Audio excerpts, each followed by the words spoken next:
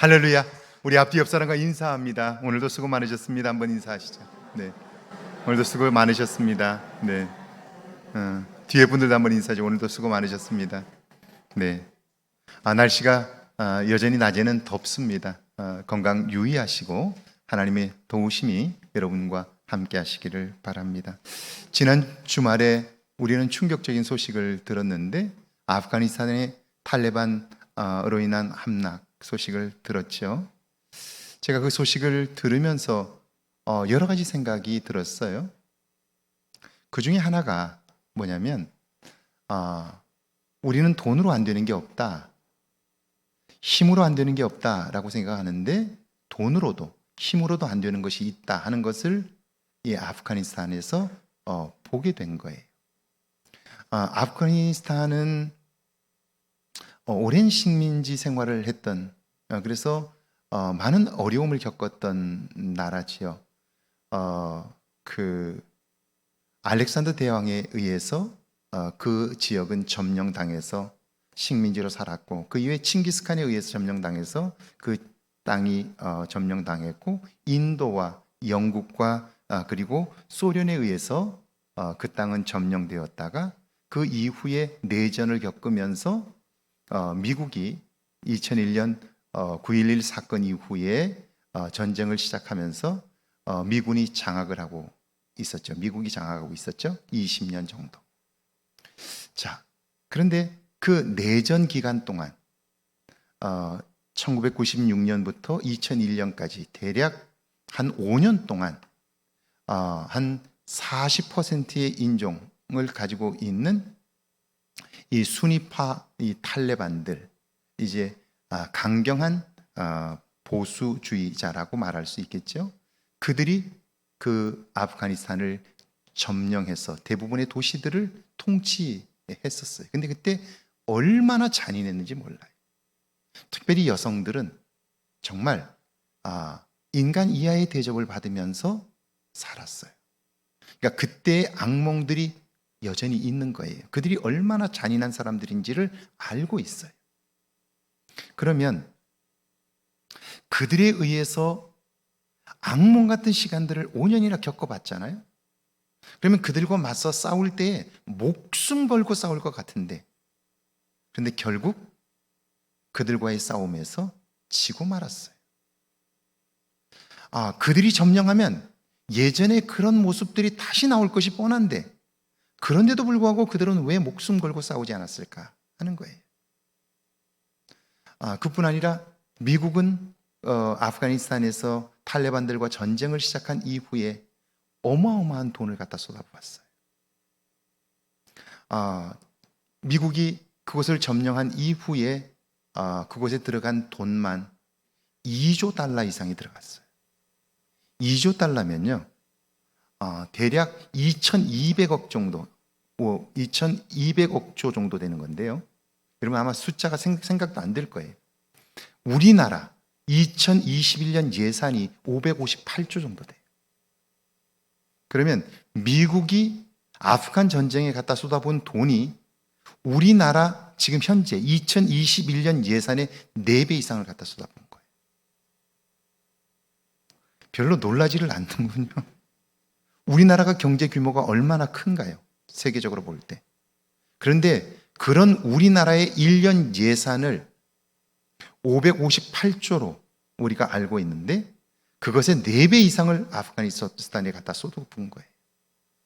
그런데도 지고 말았어요, 전쟁에서. 그뿐 아니라 미군은 최첨단 군사 장비들을 가지고 있어요. 그리고 그곳에 자기 전투 부대를 보내서 수천 명이 사상되었어요. 그러니까 할 수 있는 어마어마한 군대를 파병했다고요. 그리고 실질적으로 아프가니스탄에는 공식적으로 30만 명의 군인들이 있었어요. 탈레반은 기껏해야 7만이 안 돼요. 그런데 미국이 그렇게 돈으로 무기로 지원을 해줌에도 불구하고, 그리고 전 세계가 그들을 지원함에도 불구하고 공식적으로 30만 명이나 되는 군대를 가지고 있는 아프가니스탄 정부가 7만 명밖에 안 되는 탈레반을 이기지 못해. 그 국민들은 그들 아래에서 얼마나 엄청난 고통과 박해를 받았는데, 그들이라면 치가 떨릴 만한데, 그런데 지고 말았어요. 제가 그걸 보면서 들었던 생각이에요. 세상에는 돈으로도 힘으로도 안 되는 것이 있다 하는 거예요. 그게 뭘까요? 아프가니스탄 함락은 결국 그걸 우리에게 보여줬는데요. 이건 정말 충격적인 메시지였어요. 이건 오늘 우리에게도 시사하는 바가 너무나 커요. 제가 뉴스를 한 토막 가져왔는데 한번 들어보실래요? 무엇이 돈으로도 힘으로도 그 전쟁을 이기지 못하게 했을까 하는 거예요. 한번 보시죠. 그 돈과 힘으로도 안 되는 그것은 바로 부패와 무능이었어요. 그러니까 사람이 부패하면 자기 욕심을 챙기느라 보다 멀리 보지 못하고요. 그리고 자기가 살아야 할 자기의 뿌리라고 할 수 있는 나라도 버리는 거예요. 그러니까 한 사람 두 사람이 그런 게 아니라 그 사람들 자체가 모두가 다 그렇게 살다 보니까요. 결국 자기 나라를 지킬 마음들이 없었던 거예요. 자기 하나 잘 살겠다고, 자기 자식 하나 잘 세우겠다고 끊임없이 부패한 구조 속에 들어가니까요. 나라는 엉망이 되는 거예요. 이것은 베트남을 통해서도 우리는 아주 분명하게 봤어요. 아무리 많은 것을 갖다 주어도, 아무리 많은 관심을 보여주어도 결국 그들의 마음이 부패하면, 그들이 무능하면 결국 자기들의 나라를 지킬 수가 없어요. 그리고 수없이 많은 사람들이 보트를 타고 바다로 나갔던 모습을 우리는 기억하고 있어요. 아마 이후에 누군가 저 카불에서의 비행기에 매달린 사람들의 사진을 찍어 남겼다면 그 사진은 역사에 남는 사진이 될 거예요. 그 제목이 뭘까요? 그것은 아마 부패와 무능을 이길 세상에 힘은 없다라는 제목일 거예요. 오늘 우리가 왜 신앙생활을 하며 치열하게 나 자신과 싸워야 할까요? 그것은 내가 부패한 한, 내가 무능한 한 나의 삶을 새롭게 할 수는 없기 때문에 그래요. 내 안에 부패함이 자리를 잡기 시작하면요, 나의 영혼은 병들게 되고요, 그런 나를 건져낼 수가 없게 되는 거죠. 오늘 우리가 아무리 날씨가 더워도, 그리고 코로나가 극성을 부려도 모여야 하는 이유가 여기에 있는 거예요. 아프가니스탄을 통해서 우리가 아주 분명한 메시지를 듣게 되는데요, 부패하고 무능한 것을 이길 힘은 없다는 거예요. 결국 나라가 망가지고 마는 거예요. 자, 그러면 어떻게 부패와 무능을 이겨낼 수 있을까? 성경은 그것을 한 단어로 소명이라고 말하는 거예요. 저는 그런 면에서 대한민국에 태어난 것이 자랑스러워요. 왜냐면요, 보세요. 우리는 민주주의의 승리를 경험한 사람들이에요. 광주에서 목숨 걸고 피 흘렸던 사람들이 있었기 때문에 민주주의가 지켜진 거예요. 그때는 그들을 폭도라고 엄청나게 사람들이 미워했고 지금까지도 그걸 왜곡하고 있어요. 그런데 그 일을 통해서 민주주의가 얼마나 소중한지, 그리고 우리의 조국이 얼마나 소중한가를 우리는 경험하게 되었고요. 그리고 정말 잘못된 대통령을 그 자리에서 끌어내림으로써 이 나라의 주인이 누구인가를 알게 된 거예요. 이게 얼마나 위대한지 몰라요. 대통령도 나라도 정치인들도 잘못 가면 우리가 끌어내리겠다, 이 나라의 주인은 우리다 라고 인식하는 국민들이 있는 한 이 나라는 지켜질 거예요. 왜냐하면 그들이 부패한 것을 막는 소금이 되기 때문이죠. 자, 소명으로 사는 삶은 쉽고 능력이 있다 하는 거예요. 밑에 한번 같이 읽어볼까요? 함께 읽습니다. 염학섭은 젊은 나이에 독립운동에 참가하여 나라와 민족을 위해 큰 일을 이루려 했습니다. 그러나 동료의 배신으로 3번이나 체포되었습니다. 추록한 후 그는 극심한 절망감과 배신감에 스스로 목숨을 끊으려고 칠행산 어느 동굴에 자리를 잡고 마지막으로 하나님께 기도했습니다. 그런데 그때 동굴 밖에서 누군가 부르는 소리가 들립니다. 나가보니 노인 한 분이 서 계신데 자기 밭의 곡식을 베어달라는 것입니다. 거절할 수 없어 낫을 들고 그는 곡식을 거두기 시작했습니다. 그런데 깨어보니 꿈입니다. 그때 그는 그 꿈을 소명으로 받아들였습니다. 산에서 내려온 첫 주일 안산면 파발교회에 나갔습니다. 그런데 그날은 마침 풍산교회 선교사를 선출하는 날이었습니다. 8명의 후보자를 제치고 염학섭이 당선되었습니다. 이것이 염학섭 목사님의 목회 출발이었습니다. 자, 짧은 이야기인데 이 이야기 속에 소명으로 사는 사람의 삶의 모습이 들어있어요. 여러분, 동료들의 배신으로 인해서 내가 죽고 싶은 자리까지 갔어요.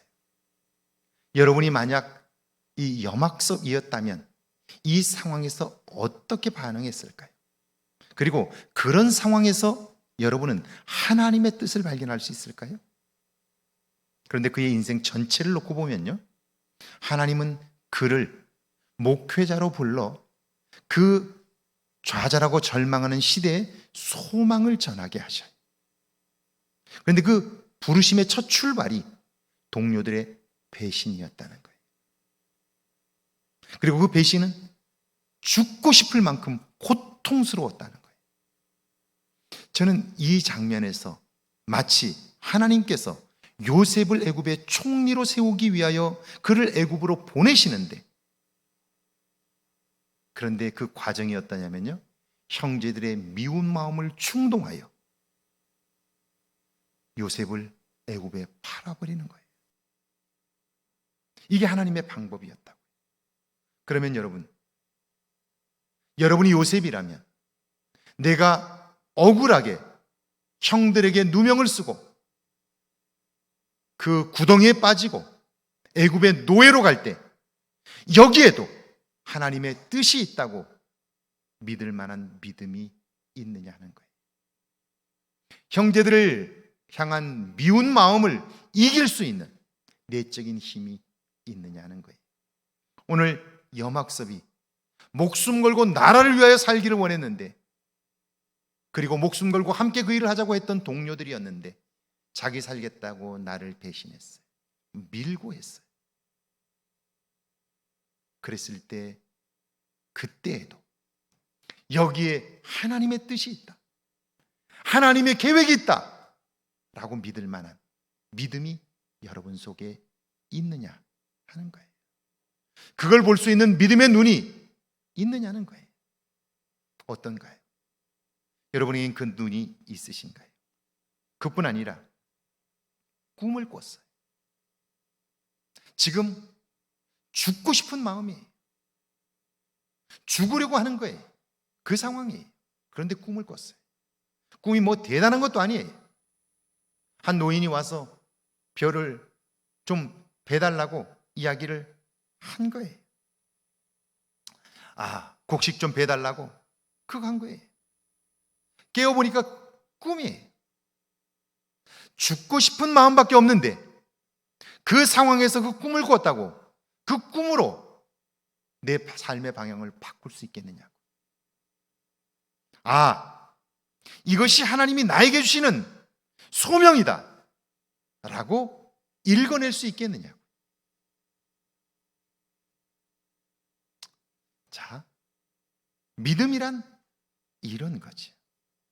자, 그래서 그가 오는 주일날 교회로 나갔어요.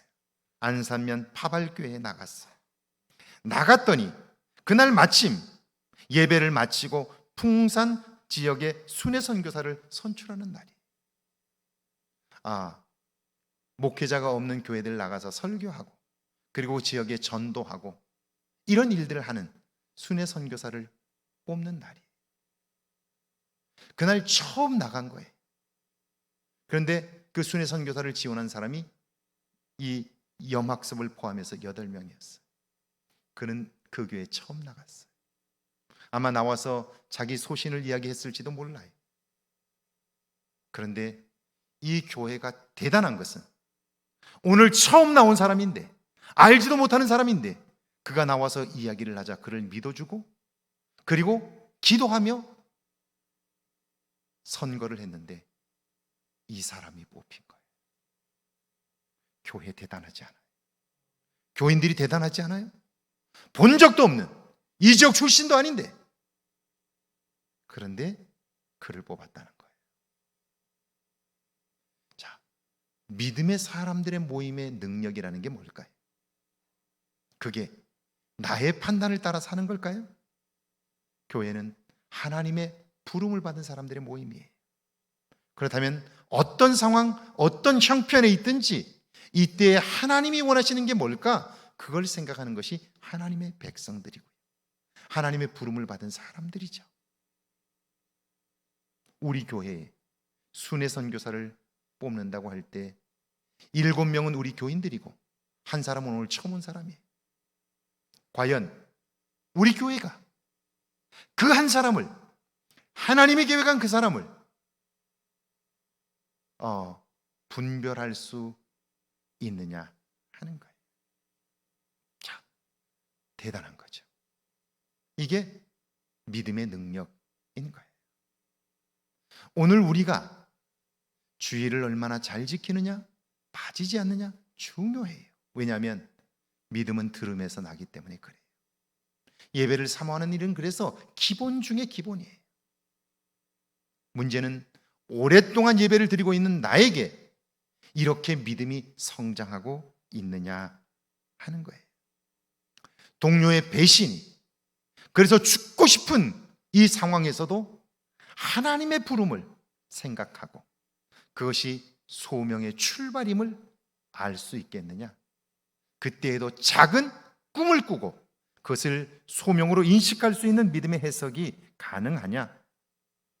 순회 선교사로 지원하고, 그리고 내가 지금 내 형편이 이런데, 내 꼴이 이런데, 그럼에도 불구하고 내가 거기에 지원하고, 교회는 하나님의 뜻을 따라 그 사람을 선출하고, 이런 능력들이 오늘 우리의 교회에, 오늘 믿음의 나에게 있느냐 하는 거예요. 자, 소명을 따라 살아갈 사람의 삶입니다. 밑에 한번 읽어볼까요? 함께 읽습니다. 교회는 부름받은 사람들의 공동체입니다. 하나님께서 우리를 부르셨다는 뜻이며 그 뜻을 알고 행할 때 하나님의 능력과 계획하심이 우리를 통해 이 땅에 나타납니다. 자, 그럼 소명을 따라 사는 사람, 그 사람의 삶은 어떨까? 자, 소명에 응답하는 과정 속에 어떤 사람들이 소명에 응답할까? 첫 번째가 자신의 삶에 최선을 다하는 사람이에요. 같이 한번 읽어볼까요? 함께 했습니다. 하나님은 자기 백성을 부르셨을 뿐 아니라 지금도 부르고 계십니다. 그런데 누가 그 부름에 응답할 수 있을까요? 예수님 당시 수많은 세리들이 있었습니다. 세리는 당시 사람들에게 멸시와 증오의 대상이었습니다. 그럼에도 그들 중에는 하나님의 부름에 응답한 사람들이 있습니다. 마태와 삭개오 같은 사람입니다. 그들의 공통점은 자신의 삶에 최선을 다한 사람들입니다. 그러니까 누가 하나님의 부름에 응답하고 소명을 발견하고 소명을 따라 살아갈 수 있을까? 그 첫 번째 소명으로 사는 사람의 공통점은요, 자기 일에 최선을 다하는 사람들이라는 거예요. 그게 하나님의 일이 아닐 수 있어요. 아직 하나님의 뜻을 알지 못하니까요. 그가 하는 일이 하나님을 대적하는 일일 수도 있어요. 사도 바울이 사울이었을 때 그랬죠. 그런데 하나님은 그 많은 유대인들 중에서 유독 사울이라는 청년을 선택해요. 그리고 그를 바울로 바꾸어 그리스도를 증거하는 증인으로 삼으셔요. 위대한 사도로 세우셔요. 왜 사울일까? 성경의 기록을 보면 사울이라는 청년은 유대인이었을 때, 그는 유대교에 입교한 유대교 청년이었을 때도 유대교에 자신이 믿는 대로 열심을 다하는 사람이었어요. 최선을 다하는 사람이었어요. 그 일에 목숨을 거는 사람이었어요. 열정이 있었다. 그러니까 소명을 따라 사는 사람들의 공통점은요, 열정이 있는 사람이에요. 무엇을 하든지 최선을 다하는 사람이에요. 이게 기본이에요, 기본. 그러니까 오늘의 삶을 보면 이 사람이 어떻게 살겠구나 하는 걸 금방 알아요. 지난주에 제가 옥구교회 구역장 수련회를 다녀왔는데요. 가서 제가 몇 가지를 놀랬어요. 그게 뭐냐면, 첫 번째가 그 옥구교회를 담임하는 우리 이도규 목사님은 저와 함께 공부를 한 분이죠. 그러니까 제가 너무나 잘 알죠. 가까이에서 기숙사에 같이 오랫동안 살았으니까 너무나 잘 알아요. 근데 제가 가만히 생각해 봤어요. 가면서 혼자 생각해 봤어요. 저분이 저 교회 옥구교회를 몇 년이나 있었지? 그리고 거꾸로 계산을 해봤어요. 제가 지금 한국에 들어온 지가 10년쯤 되었고요. 미국에서 13년을 살았어요. 23년 된 거죠. 23년 제가 미국으로 건너가기 전에 서울의 한신교회에 있을 때, 그때 저를 찾아왔어요. 이준표 목사님을 꼭 한번 만나고 싶은데 좀 만나게 해달라고 제게 부탁을 해서 그러겠노라고. 그래서 제가 우리 이도기 목사님하고 이준표 목사님을 만날 수 있도록 자리를 마련했어요. 그때가 지금으로부터 24년 전이에요. 그때 이미 그분이 옥구교회를 담임하고 있었어요. 그때 아마 2년인가 됐을 거예요. 3년 차에 어려움이 있어서 그리로 가셨어요. 그게 제가 계산해 보니까 지금 옥구교회에 계신 지가 26년이 넘은 거예요. 별로 놀라지를 않으시는군요. 한 교회를 목회자가 26년을 잇는다는 건 대단한 일이에요. 그것은 실력으로만 되는 게 아니에요. 26년을 한 교회 목회하면 인격적으로 교인들과 나눌 수 없으면요, 그러면 더 이상 있기 어려워요. 그러니까 인격으로도 훌륭하지만, 인격만 훌륭하다고 되나요? 적어도 20년이 지나도 끊임없이 연구하고 설교가 새로워지지 않으면 교인들은 언제든지 은혜를 받지 못하면 사나워질 수밖에 없어요. 그러니까 인격적으로도 훌륭하지만 실력적인 면에서도 준비가 된 거죠. 그래서 참 너무 마음이 좋았고요. 만나서 원래 우리 이도기 목사님이 인격적으로 훌륭한 분이에요. 근데 그렇게 훌륭하다고 해도 그분에게 몇 번의 위기가 있었어요. 위기가. 첫 번째 위기가 뭐였냐면요, 그때 3년차 되었을 때 이준표 목사님을 만나자고 제게 꼭 만나게 해달라고, 내가 내 인생의 중요한 결정을 해야 되는데 목사님을 꼭 만나서 상담을 하면 좋겠다고 해서 오라고, 내가 목사님 만나게 해주겠다고 해서 목사님과의 만남을 주선했어요.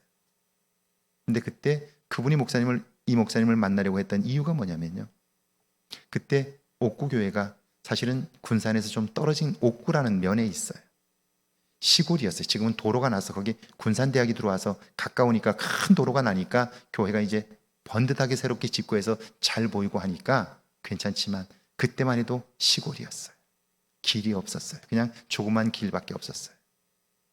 그런데 3년 차쯤 되었을 때 아침마다 새벽에 교인들 새벽기도 운행하고, 교인들 아침에 뭐 어디 간다 그러면 운행해주고 그런 일을 했는데, 아침에 운행을 하다가 등교하는 아이를 친 거예요.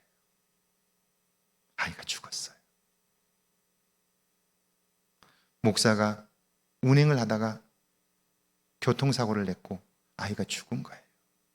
심적으로 너무 큰 충격을 받은 거예요. 그리고는 내가 이 아이를 죽였는데 내가 여기서 어떻게 목회하나, 그 갈등이 생긴 거예요. 교인들은 말하지 않지만 자기 스스로가 여기서 못 있을 것 같은 거예요. 그러니까 갈등이 너무 컸고 이 목사님을 만나서 상담을 한 거예요. 목사님, 내가 도저히 여기서 목회를 못 하겠습니다. 내 양심으로 도저히 할 수가 없습니다. 어떻게 하면 좋을까요? 그랬더니 이 목사님 그 얘기를 듣고 나서 이렇게 말씀하셨어요. 이 목사, 만약 그 아이를 치인 것이 마음의 짐이 되었다면, 그렇다면 그 빚은 갚아야지. 떠난다고 그 빚이 갚아져? 그게 짐이요 빚이라면 그 빚은 있어서 그 지역을 섬기면서 갚아야지. 떠나면 그 빚은 영원히 갚지 못할 것이고 짐으로 남을 거야. 거기에 남아서 그 빚을 갚아. 그렇게 말씀하신 거예요. 그리고 그 말씀을 듣고 이 목사님은 아멘 하고 돌아와서 말없이 그 교회를 섬긴 거예요. 그리고 26년째가 된 거예요. 대단한 거죠. 고통스럽지 않겠어요? 얼굴들이 화끈거리고 그 아이의 부모가 거기 살고 있잖아요. 만날 때 무슨 마음이었겠어요, 목사가?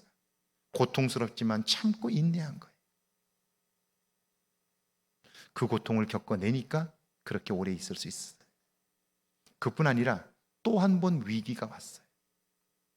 두 번째 위기는요, 이제 여기 우리 지역처럼 거기가 시골 지역이고 변방이기 때문에 젊은 사람들은 계속해서 도시로 빠져나가고 노인들만 계속 남는 거예요. 교회가 점점 나이가 들어가니까 이러다간 시골 교회로 전락하고 마는 거예요. 마침 그때 군산대학의 앞에 도로가 뚫리기 시작하면서 옥구까지 큰 도로가 뚫리는 거예요. 이때 이 목사님이 장로님들과 교인들에게 이렇게 설득해. 지금이야말로 우리 교회가 중요한 결단을 해야 할 시간입니다. 우리 함께 이 일을 위해서, 이건 앞으로 우리 교회의 미래를 위해서 너무 중요하니까 우리 전교인이 함께 모여 기도합시다. 그리고 기도를 선포한 거예요. 전교인이 함께 기도했어요. 뭘 위해서 기도했냐면요, 이제 군산에서 도로가 뚫리니까 이제 우리 교회가 건축을 새롭게 하고, 그리고 이제 군산 시내에 있는 교인들이, 젊은 교인들이 우리 교회에 올 수 있도록 준비합시다. 그 일을 한 거예요. 그래서 예배당을 굉장히 세련되게 건축을 했어요. 어렵지만 빚을 내서 교회당을 건축했어요. 그리고 예배당만 건축한다고 되는 게 아니라고, 그러면서요, 군산의 오케스트라 팀을 연락해가지고 지휘자와 그 오케스트라 단원들을 전부 초청을 했어요. 매달 월급을 주면서 와서 찬양하게 하고, 오케스트라 단원 중에 그 신앙인들은 전부 불러서 월급을 주면서 그들에게 찬양을 맡기고, 그리고 그들이 교회 안에서 아이들을 가르치게 하고, 이런 일들을 하기 시작합니다. 교회가 소문이 나기 시작하면서 그 군산대에 있는, 거기가 아파트 단지들이 생기면서 거기에 있는 젊은 부부들이 소문이 나니까 오기 시작하고요. 제가 가보니까 지금은 이 목사님도 그 얘기를 했는데요, 그 시골에 있지만 교인들 중에 노인 50%, 젊은 사람들이 50% 정도로 균형을 맞추고 있고요. 교회는 생동감이 있어요.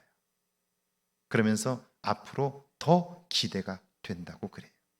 그 시기, 그 변화의 시기에 그저 주저앉아 있지 않고 새로운 변화를 시도한 거예요. 그랬더니 오늘 교회가 젊어졌고요, 건강해졌고요, 은혜가 충만한 교회가 되었다 하는 거예요. 할렐루야.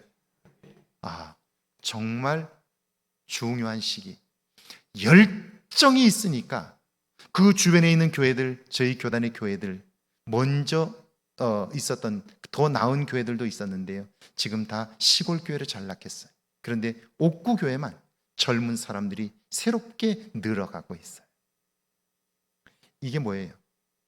똑같은 시간에 똑같은 자리에 있었어도 누가 열정이 있느냐에 따라서 교회의 미래는 달라질 수 있는 거죠. 할렐루야. 소명을 따라 사는 사람의 삶의 첫 번째 공통점은요, 열정이 있다 하는 거예요. 두 번째는요, 붙들고 흔들 깃발이 있어요. 두 번째 같이 읽어볼까요? 인간은 유아기와 소년기, 청소년기를 거쳐야 비로소 청년이 됩니다.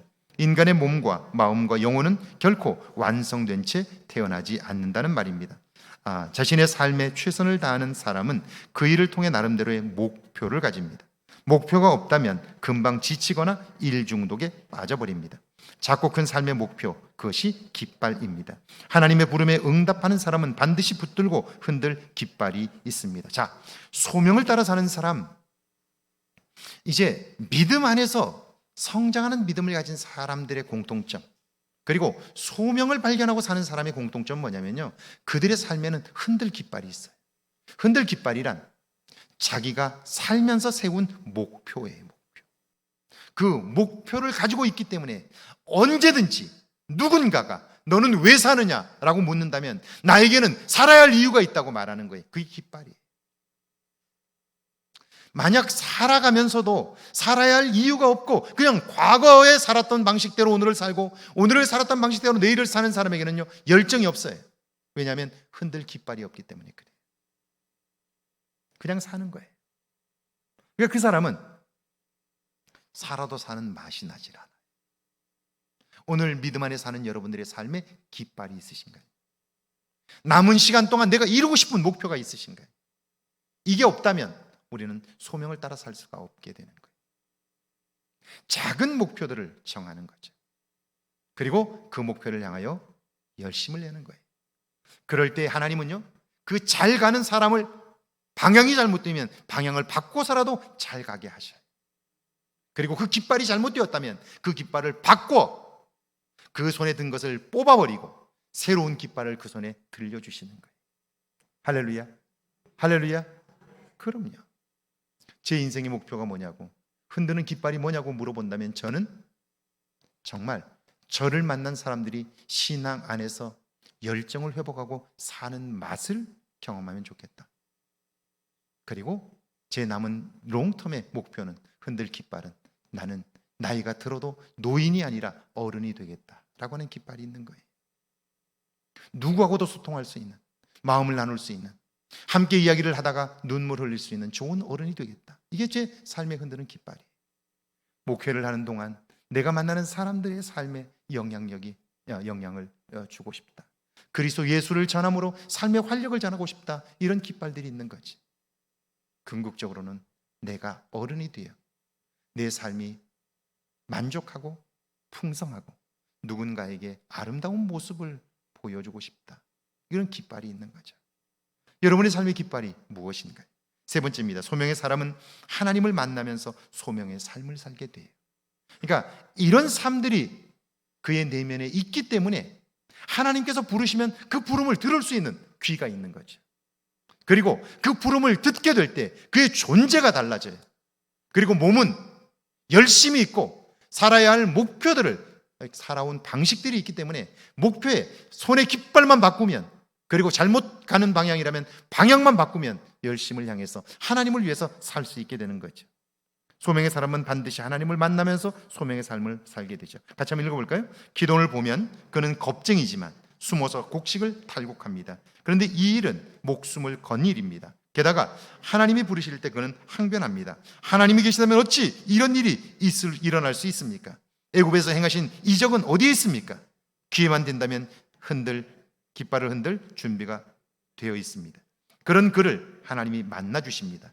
염소 제사 사건과 바알과 아세라 신상 사건, 이슬 사건이 그것입니다. 하나님을 만난 기도는 온전한 소명을 따라 사는 삶으로 변모됩니다. 자, 기도는요, 비록 그는 나약한 어려운 힘이 없는 나라의 백성으로 태어나 숨어서 타작을 하지만 그는 주어진 그 일에 최선을 다해 하나님께서 그를 부르셔 그는 하나님을 향해서 항변해요. 하나님이 계시다면 어찌 이런 일이 일어날 수 있습니까? 하나님은 애굽에서 이적을 행하지 않았습니까? 오늘 왜 이 백성이 하나님의 살아계심을 경험할 수 없는 겁니까? 이렇게 항변하는 거예요. 그러니까 그에게는 하나님이 나를 만나주시고 애굽의 백성들을 해방하신 것처럼 오늘 이 땅을 새롭게 세우신다면 제가 그 일에 달려나가겠습니다 라고 하는 그 속에 열정이 있는 거죠. 그 열정은 잘못될 수 있어요. 그래서 하나님은요, 그에게 내가 너와 함께 한다는 사실, 이제는 너의 목표가 아니라 나의 목표를 향해서 가야 한다, 소명을 따라 살도록 그를 부르시는 거예요. 여기 염소 제사 사건은 하나님이 계시다면 내가 어떻게 믿을 수 있습니까? 어떻게 할 수 있습니까? 그러자 염소를 잡아 바위 위에 올리라. 그가 잡아 올렸더니 불이 나와서 그걸 태워버려요. 하나님이 하신 사건이죠. 바알과 아세라 신전에 가서 그 바알의 단을 헐고 아세라 목상을 찍어 그걸로 불을 지펴 소를 잡아 제사를 드리라. 제사를 드려요. 여러분 가만히 있겠어요? 바알을 섬기는 사람들이 가만히 있겠어요? 그의 집에 달려옵니다. 와서는 뭐라고 그래요? 내 아들이 이 짓을 한 걸 우리가 알고 있다고. 그들은 분노하며 곡괭이를 들고 낫을 들고 와서 빨리 내어놓으라고 그놈을 쳐 죽이겠다고 그래요. 잘못하면 죽는 거예요. 분노한 그들이 집 안으로 쳐들어가면 기도는 그 방 안에 있는데 죽는 거예요. 근데 그때 하나님이 기막힌 역사를 하세요. 그의 아버지가 분노해서 소리를 지르는 그들 앞에 서서 당당하게 이렇게 말합니다. 여러분이요, 화를 내지 말고 분노하지 말고 내 말을 좀 들어보라고. 우리는 지금까지 바알과 아세라를 섬기지 않았느냐? 바알과 아세라가 참신이라면 자기의 신전을 폐하고 목상을 헐어버린 그를 가만두겠느냐고. 지금이야말로 우리가 믿는 바알과 아세라가 참신인지 아닌지를 알아볼 수 있는 중요한 기회라고. 만약 바알과 아세라가 참신이 아니라면 내 아들 기도원을 그냥 둘 거라고. 그렇다면 이제 더 이상 그런 아무것도 할 수 없는 그런 신을 섬길 필요가 있겠느냐고. 그렇게 얘기를 해요. 여러분, 이런 대답은 어디서 나온 걸까요? 하나님께서 그에게 할 말을 담아주시는 거죠. 사람이 생각해 보니까 그런 거예요. 그러니까 어때요? 분노하다가 그렇네, 그 생각이 드니까요, 슬슬 사람들이 다 가버리고 말았어요. 그리고 기도원이 살 수 있었어요. 이걸 통해서 기도원은 하나님이 나와 함께 하신다는 사실을 알게 되었죠. 그런데도 어때요? 여전히 한켠에 하나님에 대한 의심이 있는 거예요. 그러니까 어때요? 하나님 알겠어요. 하나님이 나와 함께 하시는 것도 알겠고 하나님이 살아계시다는 것도 알겠어요. 그런데 아직 내 믿음이 적어서 하나님을 온전히 신뢰하지 못해요. 이번이 마지막입니다. 하나님께서 나와 함께 하심을 다시 한번 알게 해주세요. 그리고 여기 손뭉치가 있습니다. 제가 밖에 이 손뭉치를 놓을 테니까 이슬이 내릴 때 이 소매만 내리고 바닥에는 이슬이 내리지 않도록 그렇게 해주세요. 그러면 내가 하나님이 살아계시다고 다시 한번 확신할게요. 그렇게 얘기를 해요. 아침에 나가보니까 소매만 이슬이 가득 맺혀 있어서 물이 흠뻑 먹고 있어서 쥐면 그냥 물이 주르륵 흘러요. 근데 바닥은 바싹 말랐어요. 자, 사람은 또 이래요. 하나님이 그렇게 하셨는데도 불구하고 하나님 한 번만요, 이번에는 솜을 놓을 테니까 솜에는 물이 한 방울도 묻지 않고 이슬이 한 방울도 닿지 않고 바닥에만 이슬이 가득 오게 해주세요. 그리고 솜 한 뭉치를 놓고 그가 잠을 자요. 아침에 나가보니까요, 바닥은 이슬이 가득 왔는데 솜은 뽀송뽀송해요. 그리고 하나님을 경험한 이후에 기도원은요, 용사가 돼요. 하나님의 용사가 되어 그 민족을 구원하는 일에 쓰임받아요. 소명을 따라 살게 되는 거죠. 자, 모세의 소명 사건입니다. 출애굽기 3장 1절입니다. 같이 한번 읽어볼까요? 함께 읽습니다. 모세가 그의 장인 미디안 제사장 이드로의 양떼를 치더니 그떼를 광야 서쪽으로 인도하여 하나님의 산 호렙에 이르매 애굽 공주의 아들에서 목동으로 전락했어요. 이드로의 양떼를 치고 있습니다. 여러분 보세요. 지금 모세가 어떤 사람입니까? 그는 애굽의 궁궐에서 40년 동안 강력한 공주의 아들로 살았어요. 배울 수 있는 최고의 학문을 배웠고 그리고 통치술을 배웠고 자기 나름대로 모든 것을 할 수 있다고 생각했던 사람이었어요. 모든 면에서 준비된 사람이에요. 그리고 생활적인 면에서도 그래요. 그런데 그가 40년을 이드로의 집에서 양을 치며 살아요. 보통 사람들은요, 이런 상황이 되면 내가 애굽에서 궁궐에서 살던 사람인데 이런 양이나 치고 이렇게 살겠어? 그렇게 생각해. 그리고 내 인생은 안 풀린다고 해. 내가 그때 왜 그 짓을 했는지 모르겠다고, 내가 왜 그 짓을 해서 이렇게 형편없이 사는지 모른다고 옛날을 생각하면서 오늘을 불평하면서 최선을 다하지 않아요. 그런데 모세는 자기 일에 열심히 있는 사람이에요. 그러니까 어때요? 궁궐에 있으면서 자기 백성의 고통을 볼 수 없었던 거죠. 그 고통을 그냥 못 본 척 할 수가 없었던 거죠. 자, 양을 치는 자리에 있어도 모세는 최선을 다하는 거예요. 40년 동안 그랬어요. 그럼에도 양떼를 위해 먼 길을 마다하지 않았어요. 그는 주어진 일에 최선을 다하는 사람이었다고. 여러분, 많은 사람들이 자기에게 주어진 일이 너무나 작다고 사소하다고 하찮게 여겨요. 그런데 그렇지 않아요. 하나님의 일은 사소한 게 없어요. 작고 큰 것도 없어요. 결국 우리가 하고 있는 그 일에 마음을 담기만 하면, 마음을 싣기만 하면, 그러면요, 그의 삶은 달라져요. 할렐루야. 달라져요. 제가 쓴 책에 썼는데 여러분 기억하시는지 모르겠어요. 제가 고등학교 1학년 때였던지 아마 그랬을 거예요. 어느 날 수요 예배, 제가 항상 중간쯤에 앉는데요. 거기에 딱 앉아서 예배를 드리는데 문득 목사님 설교를 듣다가 이 제 강단 위쪽에를 보게 된 거예요. 봤는데 샹들리에가 이렇게 걸려 있었어요. 샹들리에가. 근데 샹들리에를 딱 보는 순간 샹들리에가 너무 낡아가지고 이렇게 3쪽짜리 샹들리에였는데 전구가 있는데 이 샹들리에가 구슬이나 이런 보석들은 다 떨어져 나갔고 이렇게 대만 남아 있는 거예요. 그리고 2개는 불이 들어왔는데 알전구가 2개 들어왔는데 하나는 전구도 빠져갖고 불이 들어오지 않는 거예요. 그걸 보는 순간 마음이 아픈 거예요. 하나님의 집에 있는 성물이 저렇게 되어 있다니. 근데 그때 너무 마음이 아픈 거예요. 그래서 저걸 내가 갈면 좋겠다 이런 생각이 든 거예요. 그래서 그때부터 돈을 모으기 시작했어요. 돈을 모았어요. 써야 할 돈들을 모으고 모았어요. 그래서 제가 대충 이 정도면 살 수 있겠다라고 생각을 했는데 가서 물어봤더니 턱없이 돈이 부족한 거예요. 근데 그걸 빨리 사고 싶은 마음이 너무 커서 제가 어머니에게 부탁을 했어요. 어머니, 교회당의 강단 위쪽에 있는 샹들리에가 너무 낡아서 너무 보기 싫다고. 그래서 그걸 좀 바꾸고 싶어서 내가 돈을 모았는데 얼마가 부족하다고. 어머니가 좀 빌려주시면 제가 꼭 갚겠다고. 그때 어머니가 돈을 주셨어요.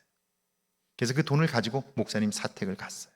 가서 목사님, 교회 샹들리에가 저렇게 되었는데 제가 저걸 좀 바꾸려고 돈을 모았습니다. 가능하시면 그걸 좀 바꿨으면 좋겠다고 그렇게 말씀을 드렸더니 목사님이 교회의 성물은 기증한 사람이 있기 때문에, 봉헌한 사람이 있기 때문에 그 사람에게 물어보고 나서 그 사람이 못한다면 해야 된다고 그래요. 그래서 알겠습니다, 기다리겠습니다. 그러더니 목사님이 전화를 하셨어요. 했는데 그분이 그걸 못하실 형편이라고 절 보고 해도 좋겠다고 그러셔요. 그래서 목사님 시간 되시면 같이 한번 가서 목사님 눈에 드시는 걸로 준비하자고. 그래서 목사님 모시고 가서 그걸 샀어요. 사서 제가 사다리를 놓고 올라가서 그 샹들리에를 걸었어요. 그런데요, 샹들리에를 걸고 나서 제 삶이 달라졌어요. 어떻게 달라진 줄 아세요? 예배당도 똑같고 샹들리에만 하나 바뀐 거예요. 그 예배당이고 나도 똑같아요. 그런데 그 샹들리에를 달고 나서 드리는 예배는요 완전히 달라요. 샹들리에를 볼 때마다 제 마음에 감동이 있고요, 기쁨이 있고요, 교회를 가고 싶어요. 그리고 너무 기쁜 거예요. 그 기쁨이 얼마나 오래 가는지 몰라요. 지금도 그걸 생각만 해도 마음이 좋은 거예요. 자, 열심이라고 하는 것, 그것은요 작든 크든 하나님께 헌신하면 하나님이 기뻐하시는 것을 느끼기 시작하면서 신앙의 굉장히 놀라운 변화들이 시작되는 거예요. 그런 일들은 참 많이 있었어요. 그리고 그때마다 하나님이 제게 주셨던 은혜는 얼마나 큰지 몰라요. 양을 치는 일은 사소한 일일 수 있어요. 별거 아닌 일일 수 있어요. 그런데 모세는 그 일에 최선을 다했어요. 자, 3장 2절과 3절이죠. 같이 읽어볼까요? 여호와의 사자가 떨기나무 가운데로부터 나오는 불꽃 안에서 그에게 나타나시니라. 그가 보니 떨기나무에 불이 붙었으나 그 떨기나무가 사라지지 아니하는지라. 이 큰 광경을 보리라. 보세요.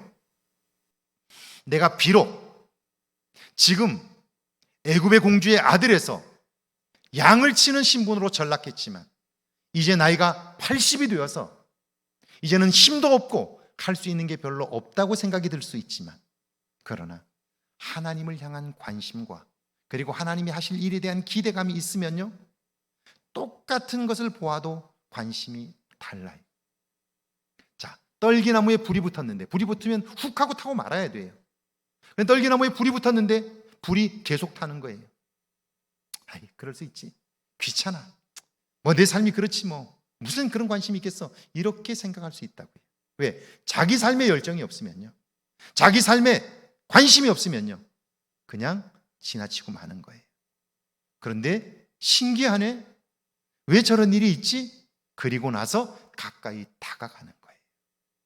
여러분, 우리가 많은 것을 보아도 관심이 있으면 들리지만 관심이 없으면 안 들려요.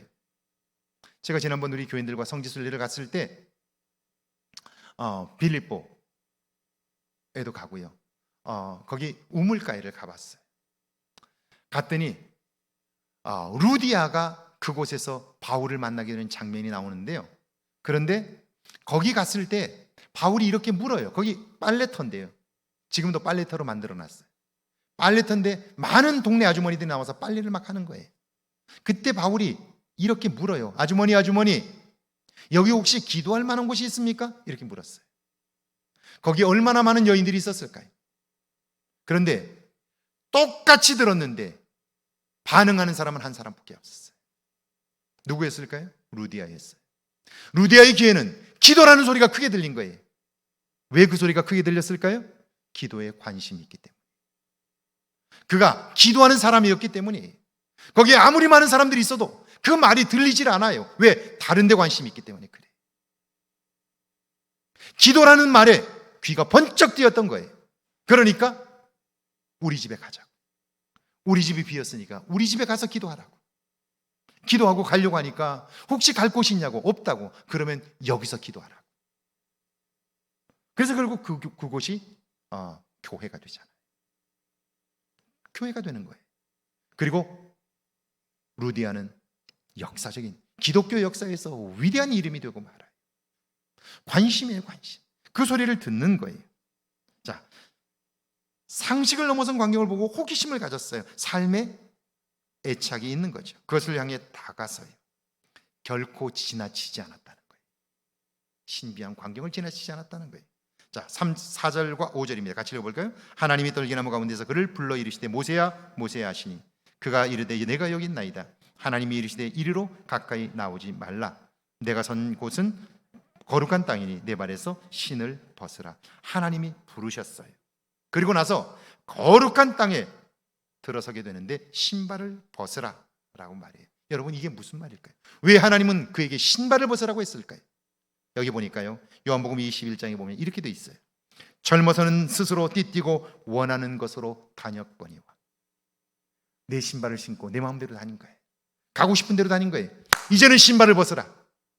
네가 원하는 대로 가는 것이 아니라 이제는 내가 이끄는 곳으로 가라. 하나님께 붙잡힌 거죠. 그리고 소명을 따라, 그 말씀에 순종함으로 소명을 따라 살게 되었고요.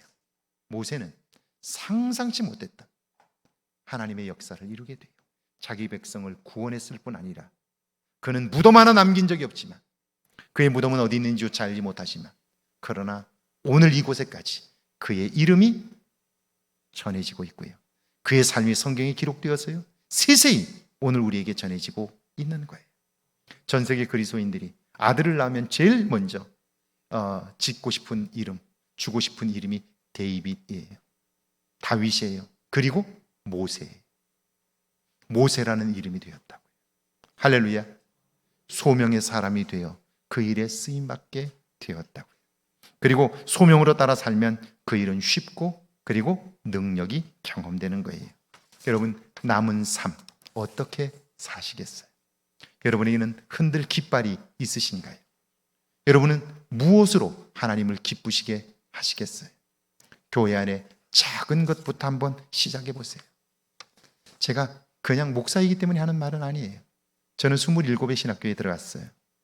27 이전까지 목회를 하면서도 그랬습니다만은 27 신학교를 하기 전까지도 교회 안에서 제게 주어진 일들은 최선을 다했어요. 정말 지금도 여러 가지들이 기억이 됩니다만은 교회 유리창이 깨지면 유리를 잘라다가 다 집어넣고, 비가 오면 그 교회당이 약간 언덕진 데 있기 때문에 흙이 파여요. 그러면 학교 끝나면 바로 가서 리어커를 가져다가 흙을 채워서 그 패인 그곳을 흙을 다 메워요. 성가대 추운 겨울날 연습하러 오기 전에 1시간 전에 가서 그 나무로 불을 떼놓고 따뜻하게 떼어놓고요. 그러면 사람들이 들어와서 몸을 녹이고 성가 연습을 하도록 그 일을 해요. 누가 시킨 거 아니에요. 돈 주는 것도 아니고요. 그냥 그 일들을 했어요. 그리고 그 일 하는 것이 기뻤어요. 그렇게 살았더니 하나님께서 저를 오늘 이 자리에 서게 하셨어요. 중학교 2학년짜리 설교를 하면 얼마나 잘하겠어요. 그런데 내가 한 설교가 우리 아이들이 은혜를 받지 못하면 돌아와서 울었어요. 주일날 집에 가지 않고 예배당에서 엉엉 울었어요. 내 설교가 부족해서 아이들이 은혜를 받지 못한다고. 저 아이들이 은혜 받을 수 있도록 하나님께 기도하고요. 하나님, 다음 주에는 꼭 저 아이들이 은혜 받을 수 있도록, 그래서 움직이지 않고 내 이야기를 들어줄 수 있도록 하나님의 음성을 들을 수 있게 해달라고 울면서 기도했어요. 작은 일이지요. 그리고 보잘것없는 일이에요. 그런데 그 일이 오늘 제 삶에 있어서 얼마나 큰 능력이 되는지 몰라요. 할렐루야. 소명을 따라 사는 저와 여러분 되시기를 주의 이름으로 축원합니다. 같이 한번 기도하시죠.